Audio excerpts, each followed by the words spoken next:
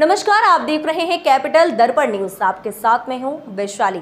आइए रुक करते हैं आज की खबरों की ओर। भोपाल में ग्राहक दक्षता कल्याण फाउंडेशन ने एक बार फिर घरेलू गैस सिलेंडर के व्यावसायिक प्रयोग के बढ़ते मामले पर चिंता जाहिर करते हुए इसके खिलाफ जिम्मेदार महकमे से सख्त और प्रभावी कदम उठा ठोस कार्रवाई की मांग उठाई है।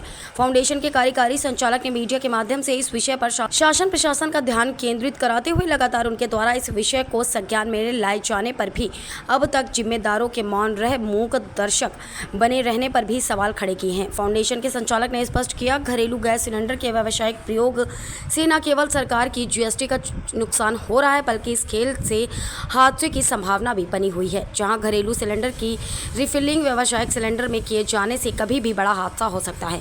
फाउंडेशन का मानना है कि अगर मामले में सख्त कदम उठाए जाते हैं तो घरेलू गैस सिलेंडर के दाम में कमी आएगी और आम उपभोक्ताओं को यह रास्ता मिलेगा जिससे उन्हें भी राहत होगी। सर, ग्राहक दक्षता कल्याण फाउंडेशन एक स्वयंसेवी संस्था है जो ग्राहकों के हित मान सम्मान के लिए बीते कई वर्षों से कार्यरत है। मैं ग्राहक दक्षता कल्याण फाउंडेशन का कार्यकारी संचालक शुभम रंगारी आपके समक्ष आज ज्वलंत मुद्दे को लेकर पेश हुआ था। ज्वलंत मुद्दा ऐसा है कि आपके हमारे घर में आने वाला घरेलू गैस सिलेंडर का जो अवैध तरीके से व्यावसायिक प्रतिष्ठानों पर बड़े पैमाने पर इस्तेमाल हो रहा है। ये इसलिए गलत है क्योंकि जो घरेलू गैस सिलेंडर उस पर 5% का जीएसटी होता है और जो व्यावसायिक गैस सिलेंडर है उसके ऊपर 18% का जीएसटी होता है। अगर घरेलू गैस सिलेंडर व्यावसायिक प्रतिष्ठानों में अगर यूज होगा तो उसमें सरकार को 13% जीएसटी का नुकसान हो रहा है और ये बहुत गंभीर मुद्दा है। हमें समझ नहीं आ रहा है आईओसीएल, बीपीसीएल, एचपीसीएल के सेल्स अधिकारी और जिला पूर्ति अधिकारी इसकी तरफ क्यों नजरअंदाज कर रहे हैं। हम पत्र द्वारा कई बार अवगत करवा चुके हैं कि कहाँ हो रहा है, कैसे हो रहा है, क्यों हो रहा है, फिर भी जिला प्रशासन इसकी तरफ कोई ध्यान नहीं दे रहा है।